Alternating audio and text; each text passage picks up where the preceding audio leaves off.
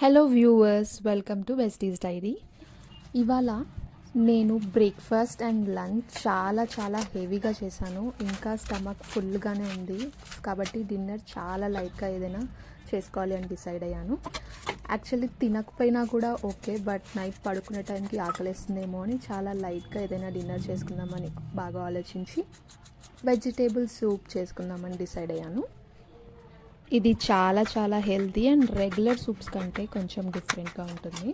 So దానికోసం నేను carrot, beetroot, potato, ఒక చిన్న ఆనియన్, 2-3 వెల్లుల్లి తీసుకొని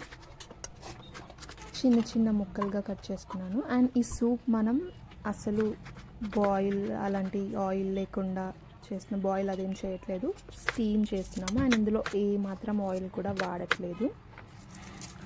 సో ఇది చాలా హెల్తీ. సో దీనికి ఇవే వెజిటేబుల్స్ వేసుకోవాలని ఏం లేదు, మీ ఫేవరెట్ వెజీస్ వేసుకోవచ్చు. బ్రాకలీ, గ్రీన్ పీస్ అలా మీకు నచ్చిన వేసుకోవచ్చు. నేనైతే ఇప్పుడు చూపించిన వేసుకున్నాను. అండ్ లాస్ట్కి ఫైన్లీ చాప్డ్ పాలక్ కూర వేసుకున్నాను. సో ఇలా ఒక గిన్నెలో వాటర్ పోసుకొని జాలి ప్లేట్లో ఈ వెజిటేబుల్స్ అన్నీ వేసుకొని మూత పెట్టేసుకొని ఒక 10 minutes స్టీమ్ చేసుకోవాలి. స్టీమ్ కాబట్టి తొందరగా కుక్ అయిపోతాయి.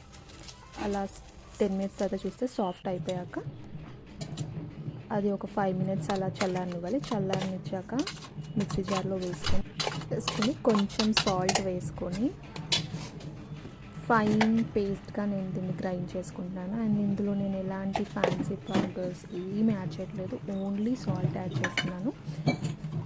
అప్పుడే చాలా బాగుంటుంది, వెజిటేబుల్స్ టేస్ట్ అనేది తెలుస్తుంది. అండ్ ఇందులో బీట్రూట్ ఉంది అని భయపడని అవసరం లేదు, మిగతా వెజిటేబుల్స్ అన్నీ వేసాం కదా, సో అన్నీ బ్యాలెన్స్ అయిపోయి చాలా కమ్మటి టేస్ట్ ఉంటుంది. అండ్ ఇది మళ్ళీ బాయిల్ కూడా చేయనవసరం లేదు, you can have it as it is.